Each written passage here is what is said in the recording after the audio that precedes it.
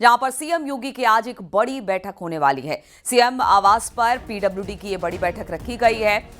बैठक आज शाम 6 बजे होनी है। यूपी में सड़क पुल के निर्माण को लेकर ये बैठक काफी अहम मानी जा रही है, क्योंकि इस वक्त विकास को लेकर कई सारी ऐसी योजनाएं जो इस वक्त सड़क निर्माण से जुड़ी हुई हैं, और उसी को लेकर आज पीडब्ल्यूडी के साथ सीएम आवास पर यह बड़ी बैठक रखी गई है शाम के 6 बजे। उत्तर प्रदेश में जो सड़क पुल इस वक्त निर्माण उनके हो रहे हैं, कब तक उसे पूरा कर लिया जाएगा, क्या लक्ष्य उसका रखा गया है, कितने कार्यों की प्रगति हुई है, इन सब बातों की समीक्षा आज इस बैठक में मुख्यमंत्री द्वारा की जाएगी।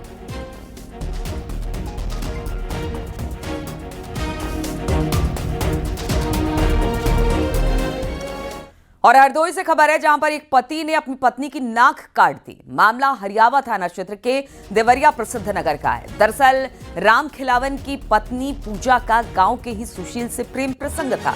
पति से नाराज होकर पूजा अपनी प्रेमी के घर चली गई। राम खिलावन भी अपनी पत्नी के प्रेमी के घर जा पहुंचा। कहासुनी के दौरान राम खिलावन ने दांत से अपनी पत्नी की नाक काट दी। घायल पूजा को लखनऊ रेफर किया गया है। घायल पूजा का कहना है कि पति की प्रताड़ना से तंग आकर वो प्रेमी के घर चली गई थी। उधर पुलिस ने मामला दर्ज कर आरोपी पति राम खिलावन को गिरफ्तार कर लिया है। मेरे घर वाले ने मेरी नाक काट दी, मुझको मारने की धमकी दी, इतना मार डालेंगे तुझको। मेरे सास ससुर भी मिले हुए और इसीलिए मैंने मौका पाके मैं इनके घर में चली आई दूसरे। और ये पीछे से मेरा घर वाला आ गया, मेरी नाक काट ली इसने। इसके छोटे भाई ने इसको पकड़ लिया सुशील कुमार को, और इसीलिए इसने मौका पा लिया। इसने मेरी नाक ही पे मतलब नाक ही मुँह में रख ली। हम लोग का थोड़ा प्रेम संबंध था, 10 मिनट हो गया था, तो ये इनको घर में जाने का खतरा था। इनने मेरे को फ़ोन करके बताया, तो ये मेरे घर चली आई। एक दिन 2 दिन पहले इनको मारा पीटा भी बहुत है, तो मेरे घर चलाए। मैंने कहा यहीं रुक जाओ। फिर 12 नंबर मैंने डायल किया, तो इसके घर वाले भी आए। मैंने मना किया कि अभी रुक जाओ, जब पुलिस आ जाए उसके बाद अपने लिबा के ले जाना, जो जाना चाहती हैं। तो मतलब हमको जबरदस्ती घर से पकड़ के नहीं लाए, तो माने नहीं। और एक दो लोग हम पे बिंद गए, बचा रहे थे, फिर उसकी ये नाक काट के चले गए। ग्राम देवरिया प्रसिद्ध नगर थाना हरियावा से पति के द्वारा अपनी पत्नी के साथ मारपीट की घटना घटित की गई, जिसमें पत्नी की नाक पर चोट आई है। मामले में सुसंगत धाराओं में अभियोग पंजीकृत किया गया है। घायल को उपचार हेतु जिला अस्पताल भेजा गया है, जहां से उचित उपचार के लिए लखनऊ रेफर किया गया है। अभियुक्त को गिरफ्तार कर वैधानिक कार्रवाई इसमें की जाएगी। और लखनऊ में थाने के बाहर लड़के और लड़की के बीच कहासुनी हो गई। कहासुनी मारपीट में बदल गई। मामले से जुड़ा एक वीडियो सोशल मीडिया पर खूब वायरल हो रहा है। मामला गोमती नगर थाने के पास का है। सैलून चलाने वाली लड़की ने लड़के के खिलाफ तहरीर दी है। आरोप है कि वीडियो में दिख रहा शहनवाज सैलून में लड़की का पार्टनर है। शहनवाज पर यौन उत्पीड़न, पैसे हड़पने और मारपीट का आरोप है। पुलिस ने शहनवाज के खिलाफ केस दर्ज कर लिया है। पुलिस की 2 टीमें आरोपी शहनवाज की तलाश में जुट गई है।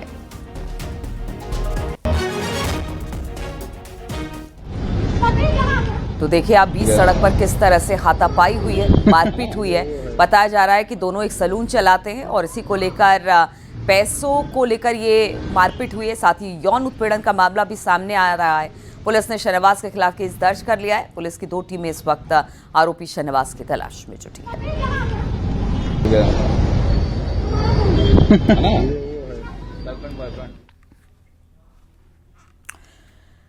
गाजियाबाद से खबर, जहां के इंदिरापुरम क्षेत्र में बाइक सवार डिलीवरी बॉय को गाड़ी ने टक्कर मार दिया और इस हादसे में युवक की मौके पर मौत हो गई। आसपास खड़े लोगों ने गाड़ी चला रहे शख्स को पकड़ लिया और पुलिस को जानकारी दी। पुलिस ने गाड़ी मालिक को हिरासत में लिया है। आरोप के मुताबिक गाड़ी मालिक नशे की हालत में था। इसके बाद गाड़ी बेकाबू हो गई और युवक के बाइक में जोरदार टक्कर मार दी। इस हादसे में गाड़ी के ऊपर के हिस्से के परखच्चे उड़ गए। पुलिस शव को कब्जे में लेकर पोस्टमार्टम के लिए भेज दिया गया है। मेरा फोन दियो राहुल, ले ले तू अपने से बना, और वो डाल दे। बुना जल्दी बुना। प्रतापगढ़ में पुलिस और बदमाशों के बीच मुठभेड़ हुई। मुठभेड़ के दौरान बदमाश मुबारक खान के पैर में गोली लगी। पुलिस ने बदमाश को इलाज के लिए मेडिकल कॉलेज में एडमिट करा दिया। बदमाश के पास से तमंचा, कारतूस, बाइक बरामद किया गया है। आरोप के मुताबिक बदमाश ने 2 दिन पहले दिन दहाड़े गोलीकांड को अंजाम दिया था। बाजार में हुई मारपीट और फायरिंग में 4 लोगों को गोली लगी थी। पुलिस चेकिंग कर रही थी तो बाइक सवार बदमाश पुलिस को देखकर भागने लगे। पुलिस ने पीछा किया तो पुलिस पार्टी पर फायरिंग शुरू कर दी। पुलिस की जवाबी कार्रवाई में बदमाश के पैर में गोली लगी है। इसके बाद घायल हो गया बदमाश। बदमाश के ऊपर बताया जा रहा है कि 6 से अधिक मुकदमे इस वक्त दर्ज हैं। तेलियानी नहर पुलिया जो थाना आसपुर देवसरा में पड़ती है, यहाँ पर Aspur Devsara police, crime branch व बदमाशों के बीच में मुठभेड़ हुई है, जिसमें एक बदमाश के दाहिने पैर पर गोली लगी है। इस बदमाश की पहचान मुबारक खान उर्फ एनुल हसन के रूप में हुई है, जो गनईडी थाना दिलीपपुर का रहने वाला है। इस बदमाश से मोटरसाइकिल, तमंचा व कारतूस बरामद हुए हैं। इस बदमाश के ऊपर 7 से ज्यादा मुकदमे पहले से दर्ज थे और इस बदमाश ने करेली बाजार में जो गोली की घटना हुई थी उसमें सहयोग किया था। शीघ्र ही इसके अन्य साथियों की गिरफ्तारी पुलिस के द्वारा सुनिश्चित की जाएगी। और आगरा में अपने दोस्तों के साथ स्विमिंग पूल के नहाने गए 10 साल के बच्चे की लाश मिलने से अब सनसनी फैल गई है। बोरी में बंद करके बच्चे के शव को फेंका गया था। खंदौली में रहने वाले ओम प्रकाश का 10 साल का नाती अपने दोस्तों के साथ स्विमिंग पूल में नहाने के लिए गया हुआ था। जब वो काफी देर तक घर वापस नहीं लौटा तो परिवार के लोगों ने खोजबीन शुरू की। स्विमिंग पूल के पास बने खेत में एक बोरे में बंद बच्चे का शव मिला। ग्रामीणों ने देखा तो थाना पुलिस के साथ ही परिवार के लोगों को इस बात की सूचना दी गई। पुलिस ने शव को कब्जे में लेकर पोस्टमार्टम के लिए भेज दिया है और जांच पड़ताल भी अपनी शुरू कर दी है। अब परिवार के लोगों ने आरोप लगाया है कि बच्चे की मौत स्विमिंग पूल के अंदर हुई। शव को बोरे में बंद करके फेंक दिया गया।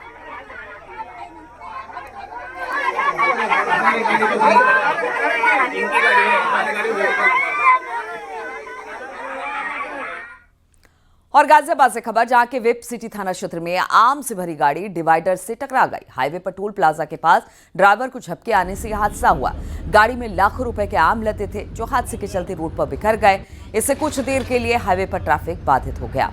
घटना की जानकारी मिलते ही NHAI की टीम ने मौके पर पहुंचकर ट्रैफिक को दुरुस्त किया और गाड़ियों की आवाजाही एक बार फिर से शुरू करवाई।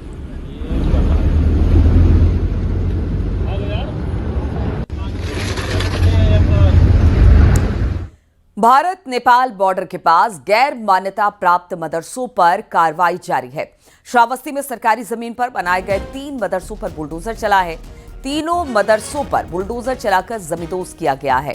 तीनों मदरसे सरकारी जमीन पर चल रहे हैं। पहले तहसील प्रशासन ने तीनों मदरसों को खाली करने का नोटिस दिया था। जब मदरसा संचालकों ने मदरसे को नहीं हटाया, नहीं खाली किया, तो फिर तहसील प्रशासन की तरफ से ये कार्रवाई की गई।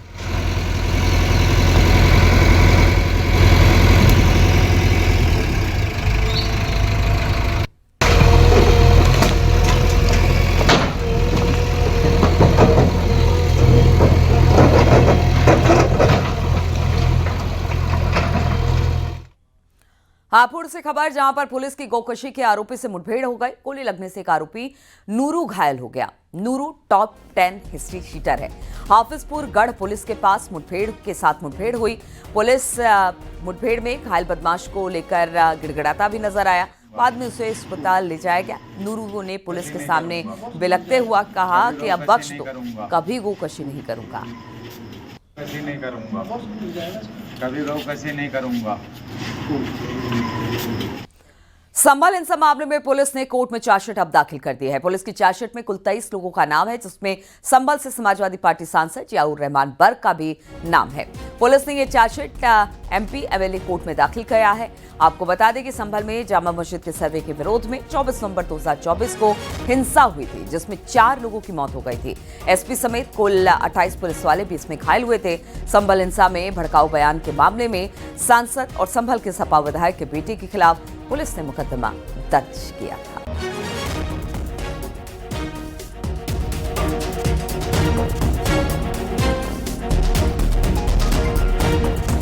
अखिलेश यादव ने कहा कि PDA कोई राजनीतिक मंच नहीं है। बल्कि एक भावनात्मक गठबंधन है। अखिलेश ने कहा कि अब पसमानदा समाज भी इस गठबंधन से जुड़ चुका है और पी का एक मतलब पसमानदा भी है। वहीं मंत्री दानिश अंसारी ने पूछा कि अखिलेश को अब तक पसमानदा की याद क्यों नहीं आई।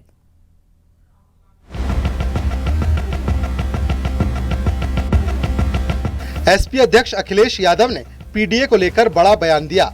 अखिलेश यादव ने कहा कि पीडीए एक राजनीतिक नहीं बल्कि भावनात्मक गठबंधन है। जो भी पीड़ित, दलित, वंचित और गरीब हैं, वो पीडीए का हिस्सा हैं। अखिलेश ने कहा कि पीडीए में पी का मतलब पसमानदा समाज है। वहीं इंडिया गठबंधन को लेकर अखिलेश ने कहा कि हम सब साथ हैं और मिलकर चुनाव लड़ेंगे। पीडीए का ये फार्मूला नहीं है, ये पीडीए गठबंधन इमोशनल गठबंधन है। ये भावनात्मक गठबंधन है। जो पीड़ित है, दुखी है, जो अपमानित है, वो पीडीए में है। और आज मुझे खुशी है कि पीडीए में पसमानदा लोग भी हमारे साथ हैं। पी फॉर पसमानदा समाज। यूपी सरकार में मंत्री दानिश आजाद अंसारी ने पलटवार कर कहा कि इंडी गठबंधन में शामिल दलों को ये तय करना चाहिए कि वो साथ रहेंगे या अलग होंगे। अखिलेश को अभी तक पसमानदा समाज की याद क्यों नहीं आई? पसमानदा समाज को विकास से पीछे ढकेलने की साजिश से समाजवादी पार्टी ने रची थी। आज अगर हमारे देश के प्रधानमंत्री मोदी जी खुले मन से पसमानदा समाज की उत्थान की बात जब उन्होंने कही है, तब क्यों समाजवादी पार्टी को याद आ रही है? आज पसमानदा समाज के विकास का काम हमारी भारतीय जनता पार्टी मोदी योगी सरकार कर रही है और इसी बात से समाजवादी पार्टी परेशान है, क्योंकि समाजवादी पार्टी को तो हम मुसलमान केवल और केवल वोट बैंक दिखते हैं। वहीं अखिलेश के बयान पर एसपी सांसद वीरेंद्र सिंह का कहना है कि इमरान मसूद इतने बड़े नेता नहीं कि उनके बयानों को सीरियसली लिया जाए। गठबंधन की बातें हाई लेवल पर तय होंगी। इमरान मसूद कब कहाँ क्या बोलते हैं, कैसे बोलते हैं, किन परिस्थिति में बोलते हैं, ये तो उनका अपना मामला है। इसलिए मैं पहले भी कह दिया कि इतने बड़े नेता नहीं है कि हमारे राष्ट्रीय अध्यक्ष जी ने उनको संज्ञान में भी लिया होगा। वहीं शिवपाल सिंह का कहना है कि 2027 की तैयारियों में एसपी जुटी है। पार्टी के सभी पदाधिकारी गांव-गांव जाकर पार्टी के लिए माहौल बना रहे हैं। नहीं, हमारे पार्टी के लोग सभी पदाधिकारी सभी सक्रिय हैं, सभी जा रहे हैं, गांव-गांव जा रहे हैं, मिल रहे हैं जनता के बीच में। और तेजी से अब जैसे जैसे समय आएगा और तेजी से काम शुरू हो जाएगा। गठबंधन को लेकर जहां इमरान मसूद के बयानों से सियासी पारा हाई हो गया था, वहीं अखिलेश ने इंडी गठबंधन के साथ चुनाव लड़ने की बात कहकर विवादों को विराम देने की कोशिश की है। वहीं पीडीए और पसमानदा समाज पर बीजेपी ने एसपी पर निशाना साधा है। न्यूज़ 18 के लिए ब्यूरो रिपोर्ट।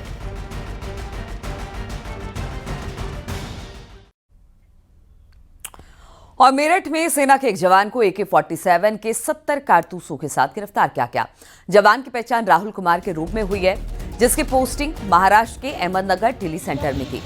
वर्तमान में वो 1 माह की छुट्टी पर मेरठ आया हुआ था। पुलिस और खुफिया एजेंसियों को आशंका है कि इन कारतूसों की सप्लाई मेरठ में किसी को की जानी थी। सुरक्षा एजेंसियों की घेराबंदी को देखते हुए राहुल कुमार ने गाड़ी चढ़ाने की कोशिश की।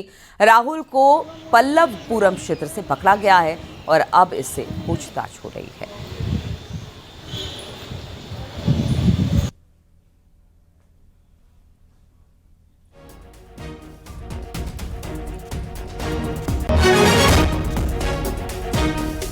हरदोई में पेट्रोल पंप कर्मचारियों के ऊपर रिवॉल्वर तानने वाली लड़की अरीबा खान ने अब माफी मांग ली है। अरीबा खान ने कहा कि पेट्रोल पंप पर सीएनजी भरवाने के दौरान वहां मौजूद कुछ बदमाश टाइप लोग मेरे बुजुर्ग पापा से बदतमीजी कर रहे थे।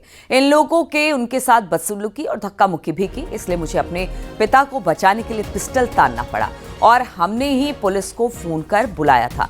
आपको बता दें कि 2 दिन पहले पिस्टल ताने एक लड़की का सीसीटीवी वीडियो सामने आया, जो कि काफी वायरल भी हुआ।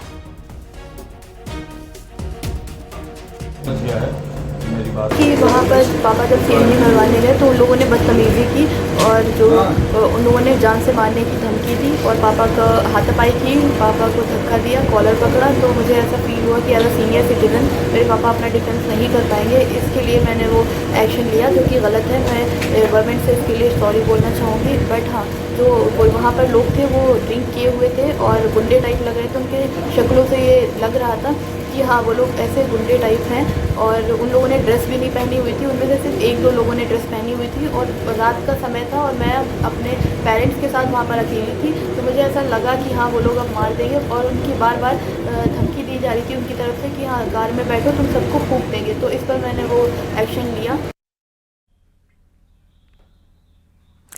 पूर्वी उत्तर प्रदेश की उपलब्धियों में गोरखपुर लिंक एक्सप्रेसवे का नाम भी अब जुड़ने जा रहा है। 4 जिलों से गुजरकर लोगों के सफर को शानदार बनाने वाला गोरखपुर लिंक एक्सप्रेसवे बनकर अब तैयार है। 20 जून को मुख्यमंत्री योगी आदित्यनाथ इसका लोकार्पण करेंगे। कैसा है ये लिंक एक्सप्रेसवे, देखिए जरा इस रिपोर्ट में।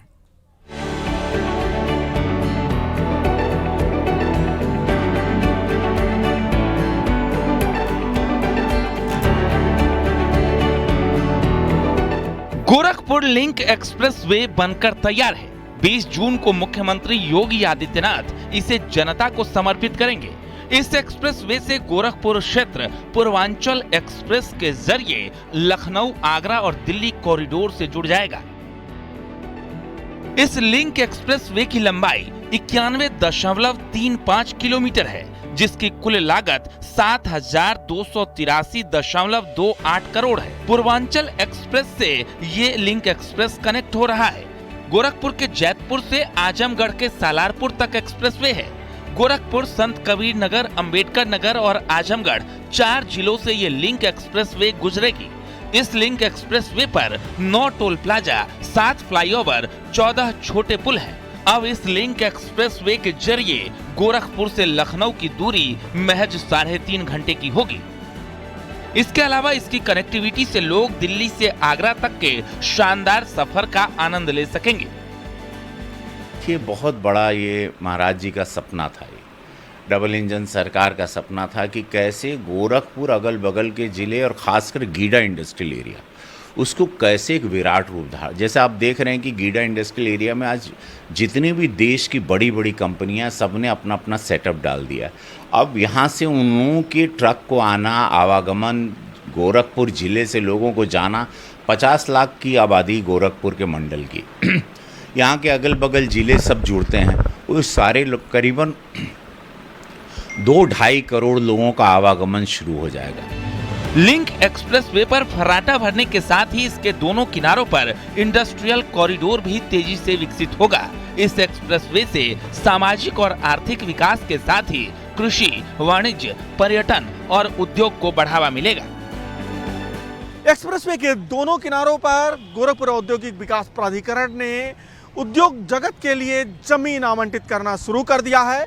देश की कई जानी मानी और दिग्गज कंपनियां अब यहां आके निवेश करने के लिए तैयार हैं, क्योंकि उनको एक बेहतर इंफ्रास्ट्रक्चर मिल रहा है।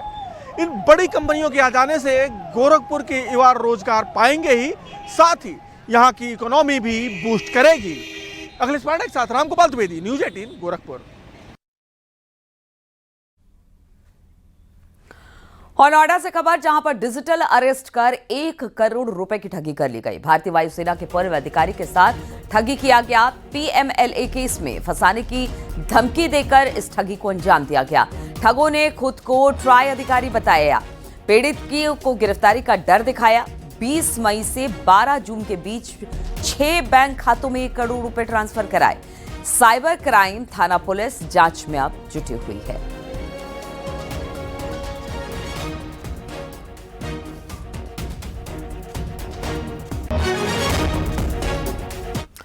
फिरोजाबाद से खबर, जहां पर यात्रियों से भरी बस की कंटेनर से टक्कर हो गई। इस हादसे में 7 यात्री गंभीर रूप से घायल हो गए। इनमें से एक की अस्पताल में इलाज के दौरान मौत हो गई है, जबकि बाकी 6 यात्रियों का इलाज इस वक्त जारी है। बस ईटा से आगरा जा रही थी और इसमें 48 यात्री सवार थे। टक्कर इतनी जबरदस्त कि बस की आधी छत उड़ गई। सूचना मिलने के बाद राजावली पुलिस मौके पर पहुंची और सभी घायलों को फौरन अस्पताल पहुंचाया गया है। क्या घटना हुई है सर? देखिए, रजावली थाना क्षेत्र में एक एक्सीडेंट की घटना हुई है, जिसमें एक ट्रैक्टर ट्राली और बस की आपस में टक्कर हुई। इसमें 7 लोग घायल हुए। तत्काल इन लोगों को इलाज हेतु सरकारी अस्पताल में एडमिट कराया गया, जहां इलाज के दौरान एक व्यक्ति की मृत्यु हो गई है। बाकी 6 लोगों का हम लोग समुचित इलाज करा रहे हैं। इसमें आगे जो भी आवश्यक वैधानिक कार्रवाई हम लोग करेंगे।